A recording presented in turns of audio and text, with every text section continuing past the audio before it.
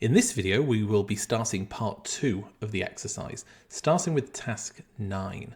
Now in part 2 of the exercise, we're going to make the model probabilistic. That means we will be accounting for uncertainty in our input parameters. And as a result of that uncertainty in the input parameters, we're going to have uncertain results as well.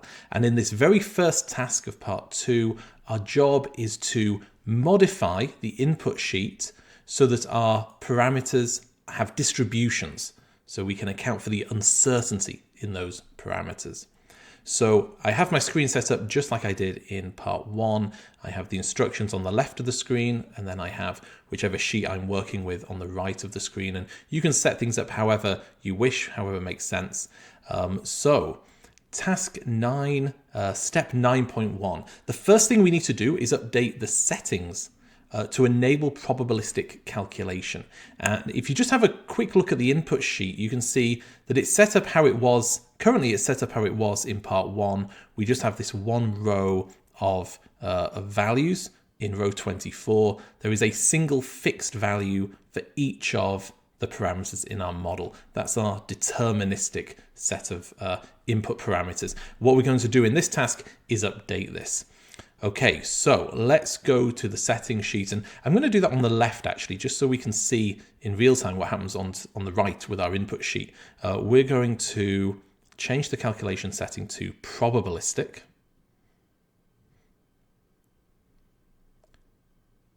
And that's correct.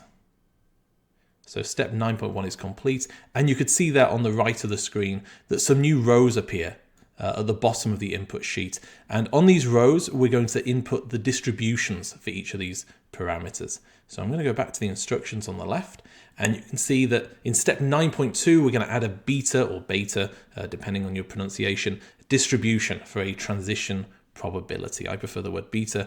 You can use beta if you wish. Where is that beta distribution? It is over here in column O.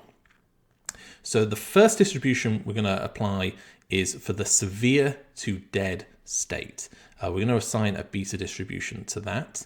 And then we're going to assign Dirichlet distributions for those transition probabilities between the asymptomatic state and any of the other states. And then another Dirichlet distribution for the transitions between the mild state and any of the other states. And in order to understand the difference between a beta distribution and a Dirichlet distribution, I'm going to let you read this text and the instructions in your own time. There's a lot of text there, but I'll let you read that, and we're going to skip straight ahead to the part where we put in the alpha and the beta parameters. So if you recall back in task 1, we had a trial that was considered to be perfectly conducted. In that trial, there were 50 patients in the severe state, provided with treatment A, observed for 1 month. And during this time, 48 patients remained in the severe state and 2 patients died and moved to the dead state. So when we're looking at assigning a distribution to the probability of moving from severe to dead, we need to think about how many events happened and how many events did not happen. So in that trial, out of the 50 patients, 2 patients had the event of interest, which is that they died and they moved to the dead state. So that means alpha is 2. So we put 2 in that cell. And then the beta parameter is how many patients did not move from severe to dead. And so that's 48. So beta is 48. Okay, so those are our parameters for the beta distribution. And the next thing we need to do is calculate the mean of this distribution. And this is pretty straightforward. We have 50 patients and 2 of them have the event of interest. So it's 2 out of 50 or 4%. And we knew that already. We had 4% as our deterministic parameter back in part 1. So we need this to be the same. And so the formula that you need is alpha divided by the total of alpha and beta. So alpha divided by alpha plus beta. Alpha divided by, and then there's a few ways you could do this. Open a bracket, alpha plus beta. You could use the sum function if you wish. Lots of different ways in which you could put in the same thing. And you can see that the mean is exactly the same as the value that we inputted in part 1. So when we run this model Deterministically, if we wish to run our model deterministically from this point onwards, we would use this mean value, which is the same as it was before. The next part is the standard deviation, and this is optional. We do not need to calculate the standard deviation when we are inputting a beta distribution and we know alpha and beta. We do not need to calculate the standard deviation in order to do a random draw from that distribution. So if you wish, you can calculate the standard deviation using this very long formula that's on the left. That is optional. There's a bonus mark if you do it. I'm not going to do that for you here. If you don't wish to do that, you can just type pass into cell 041, which is what I'm going to do.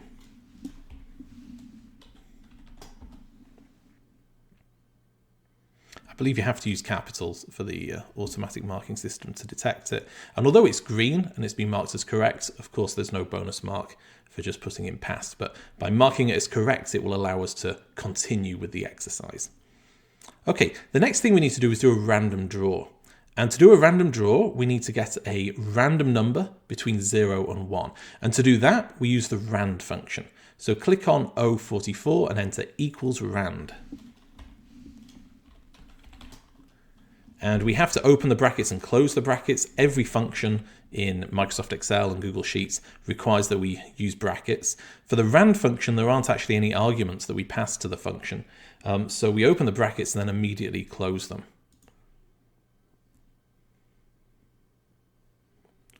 Okay, so we now have a random number somewhere between 0 and 1. It's continuously, uniformly distributed. And the last thing we do is we have to sample a value from this beta distribution. And for that, we use the beta inv function, which gives us the inverse of the beta distribution. So we type in equals beta.inv, make sure you do the full stop between beta and inv. Open the brackets, and then we need three parameters here. The first is the probability, which is this random number here. Then we do a comma. The second is alpha. And then the third is beta. So you should have something that looks like this, beta.inv, and then 044, 042, and 043. So you can see that when the random number is quite high, that random draw is greater than the mean. We also see that every time the spreadsheet updates, the random number in 044 will recalculate. So in this example, just by chance, we have a very low random number, so 0.07. And so because the random numbers are very low, we have a random draw from the beta distribution that is also much lower than the mean. Later, we might find that this random number takes a very high value, and then we'll have a random draw that's greater than the mean. Okay, let's move on to step 9.3 now, which is the Dirichlet distribution. And the reason that we're using a Dirichlet for some of these parameters instead of a beta is because when you're in the asymptomatic state, there are multiple different states that you could move to. In fact, there are 4 different states. And in that case, we use a Dirichlet distribution. In those circumstances, like in the severe, when we're in the severe state, where you can only move to 2 different possible states, well, then you can assign a beta to that. But where there are multiple options, more than 2, we need to use the Dirichlet. Okay, so the way the Dirichlet works is we don't have alpha and beta, we just have alpha, but we have this vector of alpha parameters for all of these 4 different possibilities. And if you recall back to the trial that we had, that we looked at in task 1, 100 patients in the asymptomatic state provided with treatment A, 91 remained asymptomatic. So that's our first alpha parameter. The next one is 5. There were 5 patients that moved from asymptomatic to mild. And then 3 patients moved from asymptomatic to severe, and 1 moved from asymptomatic to dead. So that's our vector of alpha parameters. Okay, means. So we need to calculate the mean for each of these columns. And this is the formula that we use. You can see that on the left of the screen there. So how are we going to do that? So it's going to be equals, it's going to be the alpha for the column in question, so D42 for this first column. Then we're going to divide it by the sum of all 4 alpha parameters. And the easiest way to do that is to use the sum function, open a bracket, and then select all 4, and then close the bracket. And what I'm going to do is, thinking ahead, I need to copy this to column E, F, and G. And when I do that, I want the first part, the numerator, to change from D42 to E42 to F42 to G42. But I don't want the denominator to change. So to prevent that, I'm going to use some dollar symbols. So put a dollar before the D and a dollar before the G. And that means I can copy this across without the denominator changing. So that's our first mean. And note that this is exactly the same as the value we used in part 1. That's not a coincidence. Once that's been marked as correct, I'm going to right click and copy that. And I'm going to select the other 3 cells. And I'm going to paste formula only. And if you look at these, you can see they each have a different numerator, but the same denominator. Fantastic. Okay. So what comes next? Standard deviations. Again, this is optional. You don't need to calculate the standard deviation. If you want to, there's quite a complicated formula there. And if you do that for this step and the next step, there'll be a bonus mark. But for now, I'm going to just write in pass.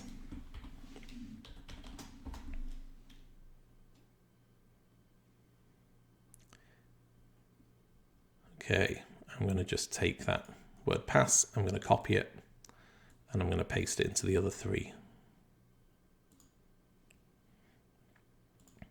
Okay, the next part is the random draws. And this is where there is a small challenge with the Dirichlet distribution, because unlike the other distributions that we're dealing with in this task, there is no built-in Dirichlet distribution in either Microsoft Excel or Google Sheets. Now that isn't a deal breaker, because we can just use the gamma distribution instead. And I'll show you how we do that, how we use the gamma distribution in order to recreate the Dirichlet distribution. So the first thing we need to do is get random draws. And we use exactly the same equals rand formula. I'm just going to copy it from column O, and I'm going to just paste that in columns D to G. So by pasting the equals rand, I'm not copying the random number itself, just the formula. We still have unique random numbers, which is important. You don't want to use the same set of random numbers for all the different parameters. So just copy the formula equals rand. Okay, what comes next? We need to do what we call the raw gamma draw here. In order to do that, we need to click on D43. And we say equals, and we're going to do a draw from a gamma distribution. Now, before, when we did a beta draw, we used beta.inv. This is going to be gamma.inv. And then we open the brackets, and the random number we're going to use is, again, in row 44, so D44. And then we need to have, instead of alpha and beta, a gamma distribution uses, again, it's 2 parameters, but we call them the shape and scale. Shape is usually the letter K, right? So shape and scale. And when we're doing gammas for the purpose of the Dirichlet distribution, the shape is the alpha parameter from the Dirichlet, so 91 in this case. Then we do a comma, and the scale is always 1. So we just hard code that as 1. And close the bracket and press enter. So this is our first raw gamma draw. We're not using this as, directly as our, we still need to normalize this in order for it to be a draw from a Dirichlet distribution. This is just part of the process. So we're going to copy that formula, and we're going to paste that into the other 3 columns. And the way that a Dirichlet works is you take your raw gamma draws, and you can see here that they sum up to 118 in this case. We need to normalize these so that they sum up to 1. So we reduce all of them proportionately by the same amount, so they sum up to 1. Now, how do you do that? So we can put equals, and then we click on the raw gamma draw. We then divide it by the sum of all of the raw gamma draws, all 4 of them, and then close the bracket. And again, we're going to copy this across to the right. And when we do, we want the numerator to change column from D to E to F to G, but we don't want the denominator to change. So I'm going to lock the D and the G and press enter. I'm just going to wait for this to mark, and then I'm going to copy this across.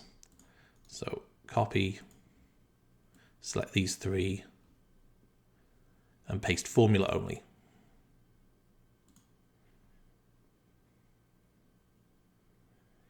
Okay, so this is our first Dirichlet distribution, and you can see that first of all, these mean values at the top are exactly the same as what we used in part 1, but also these random draws here, they sum up to 1.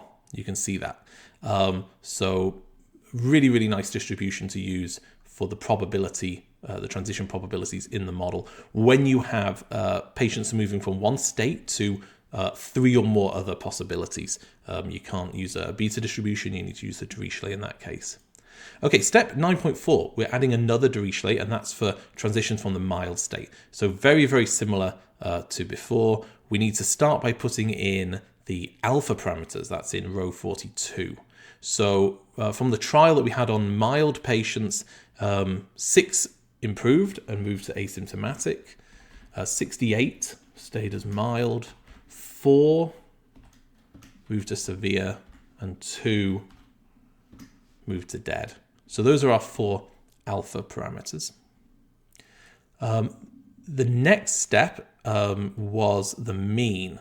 So if you recall, for each of these means, we just take the alpha and divide it by the sum of alphas. So this is going to be equals 6 divided by the sum of all of these 4. And I'm going to lock H and K this time so that I can copy this across and it will keep H and K unchanged.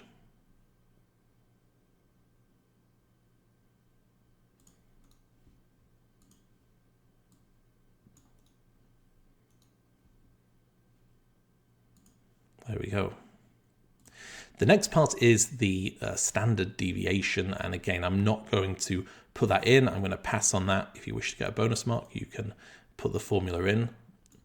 So I'm just going to copy the word pass and paste that into all 4 cells. Then we need to do our random numbers, which were in row 44. So I'm going to take that equals rand. I'm going to copy it. I'm going to paste equals rand into all 4 of these. So formula only. And then having got those random numbers, we need to do our raw gamma draws. And if you click on this one, you can see that it's only referencing cells in the same column. So we can very easily just take that, copy that, and paste that here. So these are the raw gamma draws. And then the final step is the actual draw itself from the Dirichlet distribution. And again, we need to take those 4 raw gamma draws and normalize them so that instead of summing to 78, they sum to 1. So we do equals, we take the first of these, and then we divide it by the sum of all 4 of them. Again, I want to lock the H and the K.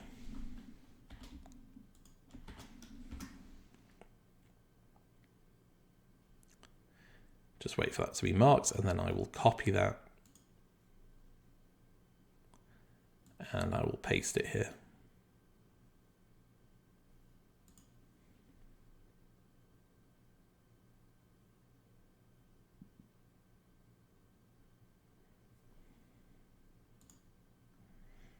Okay, so that's step 9.4 complete. Our Dirichlet distributions are both complete. The next step is to replace the current value cells for the transition probabilities. So you'll see that up here in row 24, these numbers we had there before, they've all been cleared out. We now need to put some formulas in. And the logic here is, if the model is set to probabilistic calculation, then we want the random draw. And if it's not, we just want the mean. So what sort of formula could we put into that cell in row 24 to do that?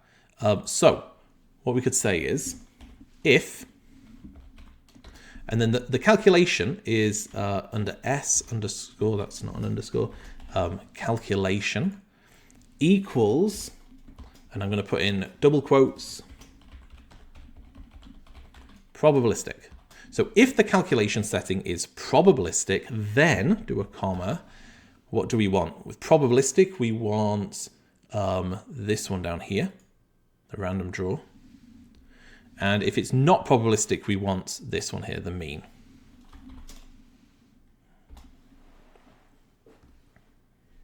So that's just being marked. And then the logic that we've put into this cell also works for all these other columns. So I'm going to copy that. And then I'm going to select all the way up to here. I'm going to paste the formula. I'm also going to paste it here. The same logic applies. Even though it's a different distribution, even though it's a beta distribution, the logic I want in this cell is the same. Oh, what have I done wrong here?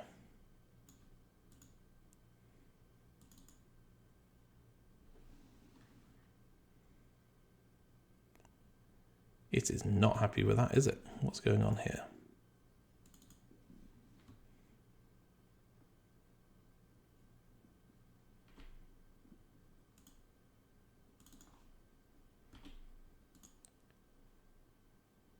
Okay, so I just had a look at why these cells were red, and I think it's just a very small bug. I was a bit too quick to copy it into this cell here. So I just removed them, put them back in, and they're green now. So I need to slow down a little bit. Okay, so we've got that same formula in each of these cells. And what we're missing are these three. And these two are just going to be 0, just like they were previously. The only one that we need to think about is this cell here. So remember that these 4 need to sum up to 1. These 2 are definitely 0. So that means these 2 need to sum to 1. And this one in O24 is probabilistic. It's going to be a different value every time the sheet refreshes, at least if probabilistic calculation is enabled. That's going to be different. So what we should do here is just say 1 minus this.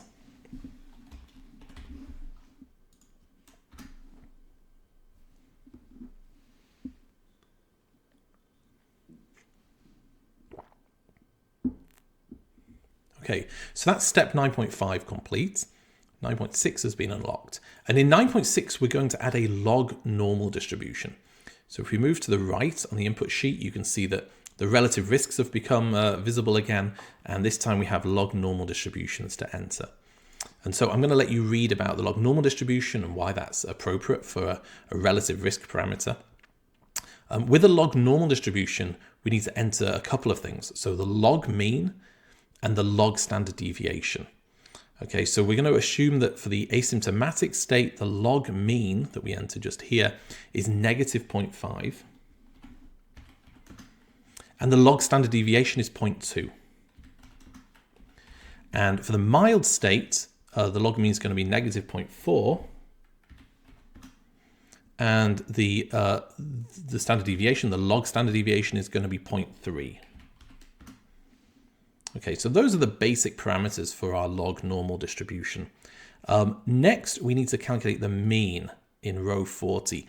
And these means are going to be the same as what we had up here that we used previously, but we need to calculate them from the log mean and the log standard deviation. And we can use this formula here to do that. So a little bit of a tricky formula, but we can use that to calculate the mean from the log mean and the log standard deviation. Okay, so we need to use, it says here, hint, use the power and the exp functions. Okay, so let's start. Kind of equals exp. And then we need the log mean, which is this. And then we need to add. And we could use the power function, or we can just use, if you hold down Shift and press 6, you get the hat symbol. That's another way of doing it. So let's use the power function this time, and then we'll use the hat next time. So we're going to do a bracket and then power. And with the power function, we need to put in what it is that we are raising, which is the log standard deviation, and then a comma, and then to what power we're going to raise it, which is 2. And then we close that bracket. And then we need to divide this by 2 and then close both brackets. So that looks good to me. And see how we've got exactly the same value as we had before. Okay, but because this is calculated in quite a complicated way from the log mean and the log standard deviation, this is not to just 3 decimal places. This has 15 decimal places, which is the limit in Google Sheets and Microsoft Excel.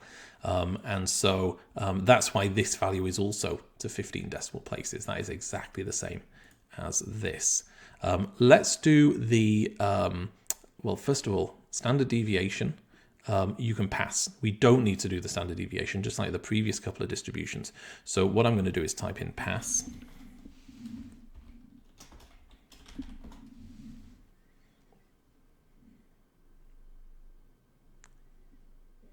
Okay, I'm just going to copy both of these and paste them over here. Okay, then we're moving on to the random draw, and we need the equals rand, just like we have done previously. So I'm going to copy that, paste that. And then for the draw itself, very, very much like making a draw from a beta distribution or a gamma distribution, but this time we need to use a log norm inv.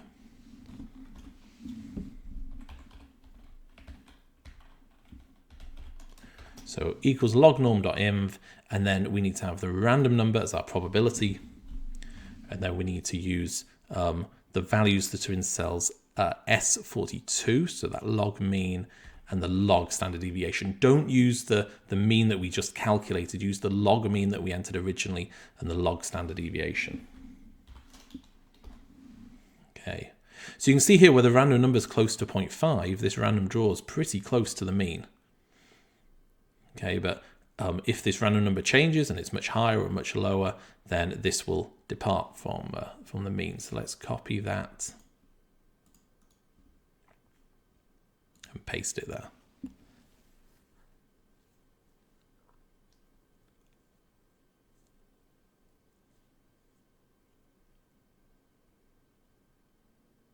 Okay, so the log normal distributions have now been entered. And the next step is to replace this current value row with formulas. And we can use the same formula that we used over in column O. So remember, this logic is if the if the calculation method is probabilistic, take the value from row 45, otherwise take the value from row 40. That logic applies even when the distribution is different. So we can just copy that and paste the formula.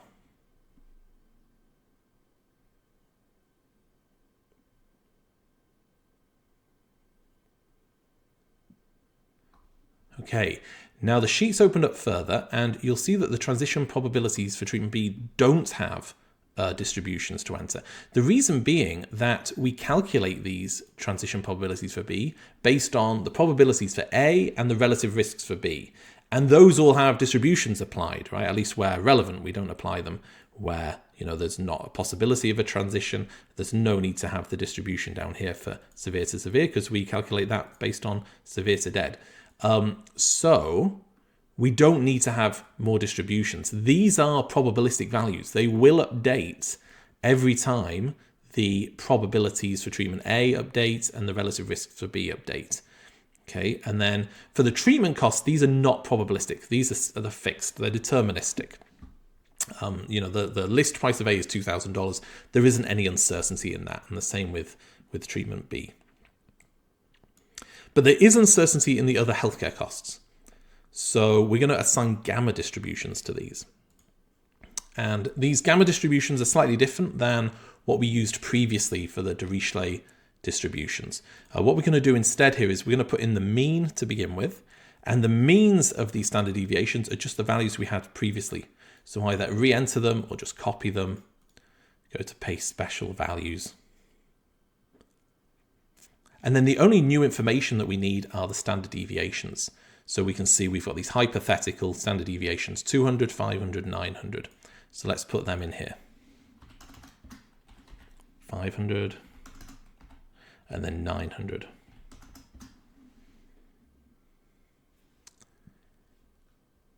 So we now need to calculate the shape and scale parameters based on these means and standard deviations. The shape is calculated using this simple equation here. So it's equals the mean squared. And instead of using power, I'm going to hold down Shift, press 6 to get that hat symbol and do a 2. So that is the mean to the power of 2. And then we're going to divide that by the standard deviation to the power of 2.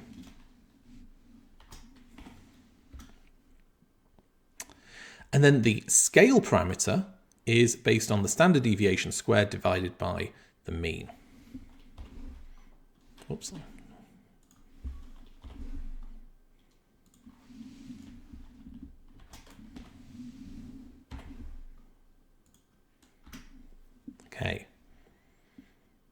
The next thing we need is the random number and the random draw. So what we could do for the random number is just take the rand from here, copy that, and then go over, paste that. And then finally for the random draw, we're going to use the gamma inv.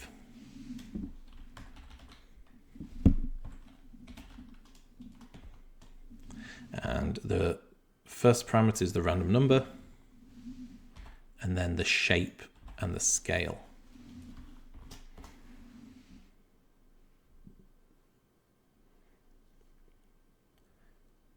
So having done all of these for column AT, I'm going to just select these 4 cells. I'm going to copy them and I'm going to paste them in here. Formula only.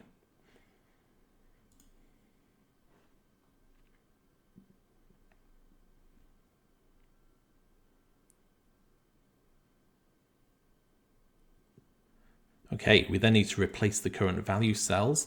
Don't use these because they don't have the formula we need in. Let's go all the way back. It's this one. That has the formula we need. Copy that.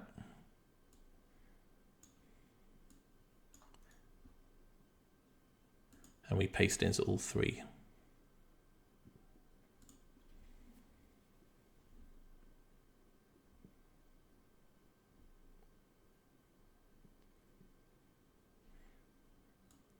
Okay, and then we move on to the health utilities. Now you'll see that we are not going to assign a beta distribution to severe. The reason being that severe might take a negative value. It's possible. And so we're going to do a different approach, which is common when you have utilities that are either negative or could be negative. And that's that we use 1 minus the disutility. And I'll let you read the text here about why we would do that, and on the following step there's some text about why we would do 1 minus the disutility. But let's just focus for now on the asymptomatic and mild utilities. So we're going to assign beta distributions to these, and we're going to instead of entering alpha and beta, which is what we did previously with a probability, and then from alpha and beta we calculate the mean, we're going to do it the other way around. We're going to enter the mean and the standard deviation, and from that we're going to calculate alpha and beta. So we have the means already. We can just copy those down, or you can re-enter them if you prefer. And then the only information we need that's new is the standard deviation. So you can see on the instruction sheet, we're going to use 0.1 for asymptomatic, 0.05 for mild. Okay, and then we need to calculate alpha and beta based on this mean and standard deviation. And you can see on the instruction sheet, there is the formula for calculating the standard deviation, or I should say the alpha and the beta based on the mean and the standard deviation. Okay, and this is not a straightforward formula, so it's going to take a few moments to enter this. So what do we begin with? We have the mean, and then we multiply it by, and I'm going to open a bracket now, and then another bracket. It looks like we need 2 brackets. And then we're going to put the mean again, multiplied by a third bracket. We now have 3 brackets open. It's important to keep track of this. 1 minus the mean, and then we close a bracket. So we still have 2 brackets open. And then we're going to divide it by the standard deviation squared. I'll put that in its own bracket. I don't think, strictly speaking, I need to, but it keeps it neat. So that's the standard deviation squared. We're then going to close a bracket, subtract 1, and then finally close the last bracket. So it looks like all the brackets are closed. That looks good to me. Let's see if that works.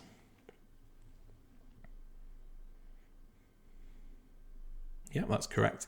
And then we can calculate beta, and notice how the formula for beta includes alpha. So it's a good idea to do alpha first and then move on to beta. So how do we do beta? It's going to, oh, wrong side of the screen, equals alpha multiplied by, then it looks like we need a couple of brackets here. 1 divided by the mean,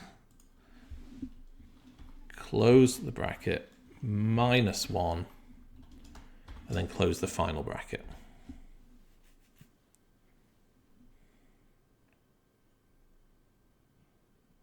Okay, then we need a random number, which we should be able to borrow from over here.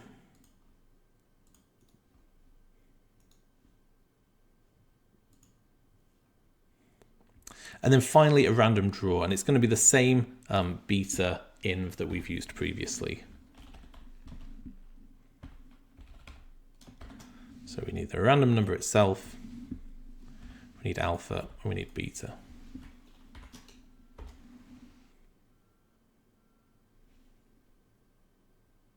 Okay, and then we will select all these 4 cells and copy them over.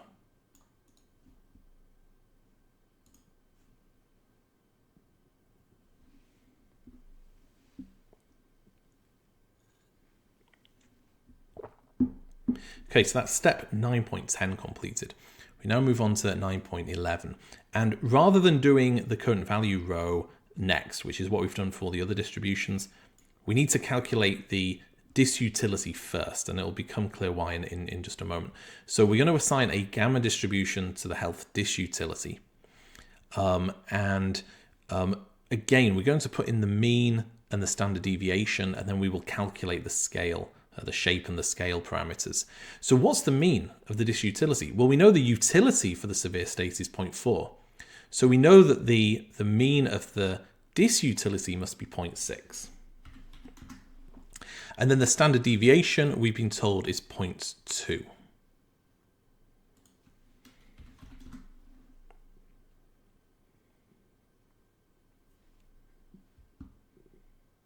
Okay, now what about the shape and the scale? It says you can copy these across from AV42. Yeah, if we go back, remember we had a gamma distribution. So these shape, scale, and you know, the random number, we could copy that formula across. And I think we could copy that across. I think we could get away with copying all 4 of these across, actually. Copy.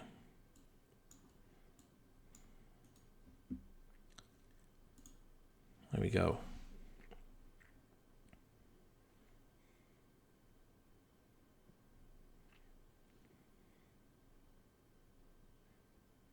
Okay, so now that this distribution is correct, we need to put in the current value cell. And remember, these have not been completed yet, so don't copy them. If we go across to here, this is a formula that we can copy.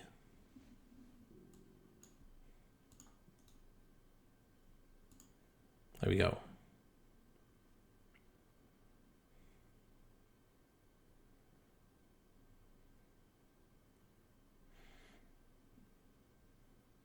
Okay, and then the last part of this is we need to complete the current value cells for the health utilities. I'm going to take this one for the health disutility, and that will be the first 2 of the utilities.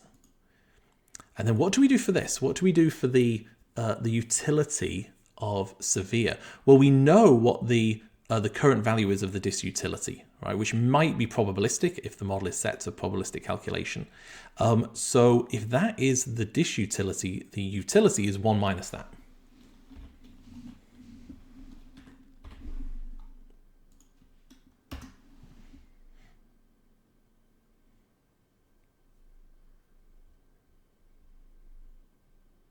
Okay, so that's the correct value. That's step 9.13 complete. In 9.14, it says, consider how your results change with different draws. So unlike Microsoft Excel, Google Sheets does not let you just press F9 and have the sheet automatically recalculate. I wish it did, but it doesn't. So one thing I've added to the bottom of the instruction sheet is a recalculation checkbox. And if you click this, it will recalculate your sheet. That's the sole purpose. When you click a checkbox, what it does is it writes either a 1 or a 0 into the cell behind it. So it's effectively, you've edited the sheet to change that cell to either a 1 or a 0. Right now it's a 0, and when I tick that cell now becomes a 1, or becomes true. And so in doing that, that will recalculate the sheet. So you'll see some of these parameters update. Just take a look at these, and I'm going to click this again, and you'll see that they change. Each time I click this, these change. Now, all of the parameters are going to change to probabilistic, not those that are deterministic, like the treatment costs, but all of the probabilistic parameters will update. Now, why does that matter? Well, if we go across to the model sheet, so if you recall, we put in this transition matrix for treatment A. if I just have a look at these numbers when I click the recalculation checkbox on the left. Okay, you see they update. So each time I click that, these change slightly. And if you come down and look at the costs for treatment A, look at the aggregated, the total cost here. Look at this when I click the box on the left, that's updates. Okay, so when the inputs draw a new value from the distribution, that gets propagated through the model. So, the costs for A update, so do the qualities for A, so do the costs for B and the qualities for B. And that goes all the way through the model, through the discounting sheet, through the incremental output sheets, all the way to the results. Now, right now, we just have a deterministic results sheet. And if we click on this, you will get a warning saying, the model is currently set to probabilistic. So these are not deterministic results right now. At this moment, what you see on this sheet is actually the current iteration of the probabilistic analysis. So don't misinterpret these as the deterministic results. Right now, this is just one iteration of the probabilistic analysis. But what's interesting is you can see the ICER's 55,000 given the particular inputs we have on this one iteration. But if we were to click on the recalculation on the left, that's going to change the inputs, and that uncertainty gets propagated through the model, and the ICER is now about 90,000. And if I click that again, it goes to 58,000. And I click it again, it's 102,000. You see, it's all over the place, right? And when you do a Monte Carlo simulation later in the exercise, what we will do is we will take 1,000 different random numbers for each distribution, and we will see what the results are for each of those 1,000, and we can average over them. And that tells us something about the probability that each treatment is cost effective, what the expected ICER and the expected net benefit is, given the uncertainty in our inputs. But we'll be doing that later in the exercise. So for now, we've considered how our results change with different draws. So I will tick this box.